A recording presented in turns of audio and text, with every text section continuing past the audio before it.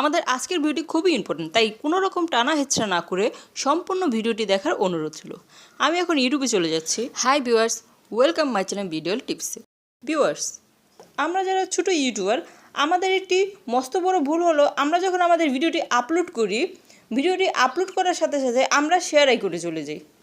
Share আইকনে গিয়ে আমাদের এখানে যত সোশ্যাল মিডিয়া আছে, যেমন ধরুন ফেসবুক, তারপরে ফেসবুক পেজ, তারপর মেসেঞ্জার, ইমো, হোয়াটসঅ্যাপ, মানে যত সোশ্যাল মিডিয়া আছে সমস্ত জায়গায় কী করি, আমাদের ভিডিওটির লিঙ্ক কপি করে দিয়ে দিই এবং সেখানে শেয়ার করি।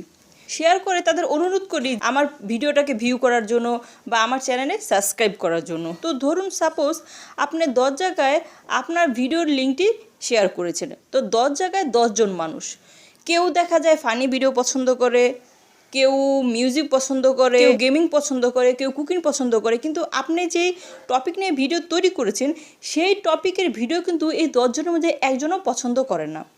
তো সেক্ষেত্রে তারা কি করবে, আপনার অনুরোধের কারণে হয়তো তারা আপনার ভিডিওটি প্লে করবে, কিন্তু দেখা যাবে প্লে করার পর অতিরিক্ত হলে 10 সেকেন্ড তারা ভিডিওটি দেখবে, তারপর তারা ভিডিও থেকে চলে আসবে এবং আপনার চ্যানেল সাবস্ক্রাইবও করে দেবে আপনার কথা মতো।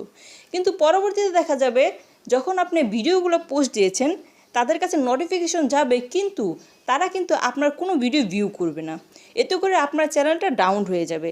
আর আপনি যেই ভিডিওটি শেয়ার করছেন সেই ভিডিওটি মানুষ ক্লিক করে করে বের হয়ে যাচ্ছে। এতে করে ইউটিউব বুঝতে পারছে আপনি যে 4-5 মিনিটের ভিডিওটা মানুষকে দিয়েছেন বা আপনার চ্যানেলে পোস্ট করেছেন সেই ভিডিওটা একদমই বেকার। কারণ যদি বেকার না হতো তাহলে মানুষ কিন্তু ক্লিক করে করে বের হয়ে আসতো না। কিন্তু এই ভুলটা কিন্তু আপনি নিজেই করেছেন। আপনি এমন মানুষের কাছে আপনার ভিডিও লিঙ্ক শেয়ার করেছেন যার কাছে মানে আপনি যে টপিক নিয়ে কাজ করছেন সেই টপিকের উপর তার কোনো ইন্টারেস্ট নেই। এতে কিন্তু আপনার ভিডিওটা ডাউন হয়েছে। ইউটিউব বুঝতে পারছে এটা সম্পূর্ণ একটা বেকার ভিডিও, তাই মানুষ দেখতে পাচ্ছে না, ক্লিক করে করে বের হয়ে যাচ্ছে। তখন ইউটিউব কী করবে, ওই ভিডিওটার যে ইমপ্রেশন সেটা দেওয়া কমিয়ে দেবে। আর ভিডিওর ইমপ্রেশন কমে গেলে আপনার ভিডিও আস্তে আস্তে ডাউন হয়ে যাবে, আপনার ভিডিও কোনো দিন ভাইরাল হতে পারবে না এবং আপনার চ্যানেলও কোনো দিন র্যাঙ্ক করতে পারবে না। তাই আপনাদের যাদের এই বদ অভ্যাসটি আছে তাদেরকে একটাই রিকোয়েস্ট, প্লিজ আগে মনোযোগ দিয়ে কাজ করুন।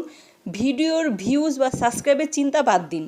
আপনি সঠিক মতো সঠিক সময়ে আপনার ভিডিও পোস্টে দিয়ে যান। ইউটিউব যখন আপনার ভিডিওটি মানুষের কাছে ইমপ্রেশন দিবে তখন এই টপিক যার পছন্দ বা এই টপিক যে খুঁজছে সে নিজেই আপনার ভিডিও ভিউ করবে, চ্যানেল সাবস্ক্রাইব করবে।